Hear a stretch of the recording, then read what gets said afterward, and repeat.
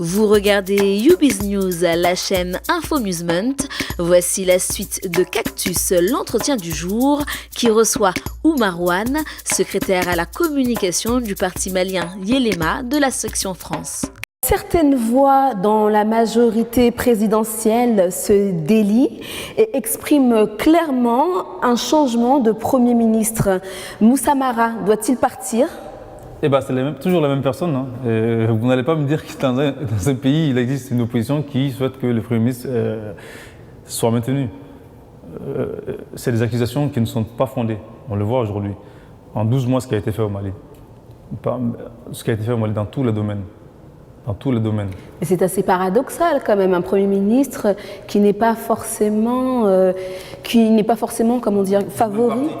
Non, c'est pas ça. C'est-à-dire que effectivement, ils ne sont pas du même parti, mais ils sont censés faire avancer ensemble le Mali. Exactement. Comment cela se fait-il qu'on entende des voix donc, qui souhaitent que le Premier ministre démissionne et la cohésion n'est déjà pas au sein du En général, c'est dans les coulisses. Ouvertement, je ne vois pas de représentants du parti, en fait, ni de la mouvance présidentielle, bon, peut-être de l'opposition bien sûr, c'est leur rôle avant tout, qui réclament la démission du Premier ministre. En général, c'est les journalistes. Hein. Bon, les journalistes au Mali, ils ne sont pas des crédits, hein, on le sait. Rien qu'à les lire, on sait d'où ils viennent, c'est ce qu'ils ont reçu. Donc voilà, le président Mara, d'avril à nos jours, et même, d'ailleurs, on a même vu le bilan du président Ibeka, les 12 mois de gouvernance du président Ibeka. En 12 mois, ce qu'il a fait, je ne pense pas que les autres présidents l'ont fait en 5 ou 10 ans.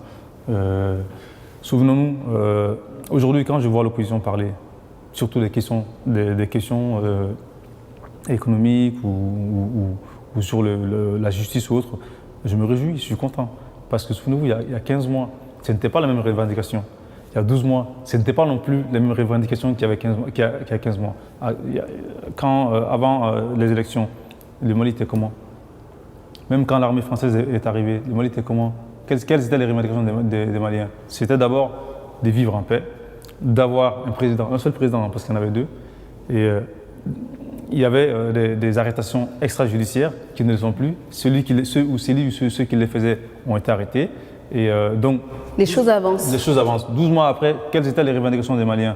C'était de pouvoir avoir une éducation au Mali, une éducation, je parle de l'école et tout ce qui va avec. C'était d'avoir une justice. Hein. Ça, aujourd'hui, on l'a, on ne se plaint plus. Vous avez vu d'ailleurs pour la première fois, il y a eu des examens au Mali, qu'on puisse arrêter les coupables de fraude. Et c'est la première fois qu'au Mali qu'on voit à l'issue d'un examen 12% de taux de réussite. Ça, c'était une première au Mali. Avant, tout le monde passait parce qu'on avait les moyens d'acheter des sujets à l'avance. Donc tout ça, c'est fini au Mali maintenant. Alors, quelle est l'opinion générale des Maliens de France sur la situation du Mali ? Belle question. Je pense que d'ailleurs, ce n'est même pas que sur ce gouvernement. Hein. J'ai remarqué que la communauté malienne ou les Maliens de France ont toujours une vision différente de celle des Maliens sur place. On a vu le coup d'État, par exemple, qui était majoritairement soutenu au Mali, il a toujours été rejeté ici. On ne l'a jamais voulu, nous. Et l'histoire nous a donné raison. Et c'est pareil, aujourd'hui, nous, Maliens de France, bon, c'est vrai qu'il y a une opposition ici aussi, hein, il ne faut pas le nier. On est favorablement, on ne se plaint pas trop de la situation du Mali, parce qu'on voit, on a une autre vision nous, on voit par exemple que ce gouvernement va mettre par exemple un cadastre au Mali, une première, cela n'a jamais existé. Je peux vous dire que nous, Maliens de France, quand on veut même acquérir des terrains, pour faire de l'immobilier et tout, au Mali, on a peur. Pourquoi on a peur? Parce qu'on est à l'abri de rien. Demain ou après-demain, on pourra nous expolier de notre terrain. Et ça arrive tout le temps à beaucoup de gens. Aujourd'hui, ce gouvernement nous propose de mettre en place un cadastre au Mali. Ce n'est pas qu'une première, c'est une révolution. Vous imaginez un cadastre au Mali? Aujourd'hui, au Mali, qu'est-ce qui se passe? Les maires vendent des terrains. Ils peuvent vendre un terrain à 5 personnes. Aujourd'hui, l'État, avant de mettre en place les cadastres du Mali, a tout simplement arrêté toute vente de terrain par les maires, déjà. Donc, et ça, je peux vous citer des exemples dans beaucoup de secteurs. Quelle est votre position au parti Yelema concernant les affaires de malversation ayant entouré certains marchés publics? Nous avons la même position que celle du Premier ministre qui gouverne aujourd'hui. Tous les coupables doivent être arrêtés et jugés. Ils doivent rendre compte à l'État malien. Et c'est d'ailleurs ce qui se passe dans tous les domaines depuis qu'il est président. Mais justement, oui, ce que vous dites est exact, puisque le Premier ministre Moussa Mara a déclaré à Paris que nul n'est au-dessus de la loi. Il fait allusion à son président. S'il est avéré, oui, mais ce n'est pas le cas aujourd'hui. Donc il ne fait pas allusion, moi je ne pense pas. Qui accuse le président aujourd'hui? Avec quelles preuves? Nous attendons d'avoir les preuves, éventuellement. Oui, oui. Alors, honnêtement, Oumar Wane, quand on entend toutes ces histoires de malversation, voire même de corruption au sein du gouvernement et même de la présidence malienne, fort est de constater que le changement, donc Yelema, n'a pas eu lieu. À qui la faute? Le changement Yelema concerne le parti Yelema. Maintenant, le changement aussi promis par le actuel président, peut-être que tout le monde ne le voit pas, peut-être que tout le monde ne veut pas voir, mais nous le voyons. Je peux vous citer des exemples. Aujourd'hui, il y a eu pas mal de révélations de corruption ou de soupçons de corruption ou de malversation, de trucs depuis que le président actuel est au pouvoir. Et en général, qui c'est qui les met sous la lumière? C'est l'État malien qui les met sous la lumière. Les affaires de contrats d'armement récemment mis au clair, qui les a révélés? Qui les a interrompus? Qui les a stoppés? C'est le gouvernement. Mais en même temps, le FMI, oui, mais en même temps, oui, voilà, le FMI aussi, vous savez très bien qu'on demandait une enquête. Justement, mais qui les a mis au courant au début? Qui les a révélés? C'est les malins qui les ont révélés. Donc c'est l'État.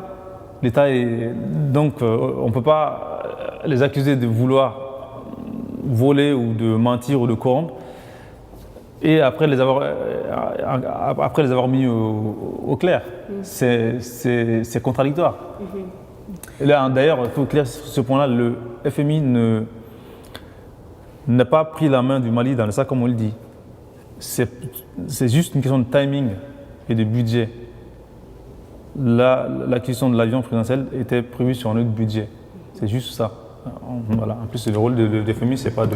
En même temps, cet avion présidentiel était-il vraiment nécessaire, sachant que l'ancien était en parfait état? Bonne question aussi. Chacun a son point de vue là-dessus. C'est vrai que quand on parle de la somme investie dans l'avion, c'est choquant, surtout pour un pays comme le Mali qui aujourd'hui connaît une situation très difficile, tant sur le plan économique que autre.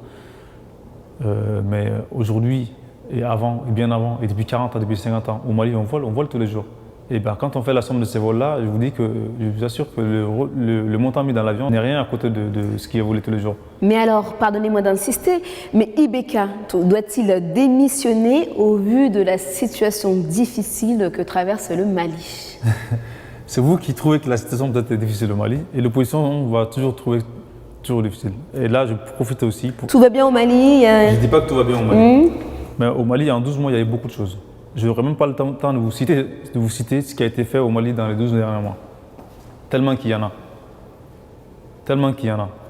Dans l'éducation, j'ai pris le cas de l'éducation par exemple. Le Mali va investir 324 milliards dans l'éducation au Mali.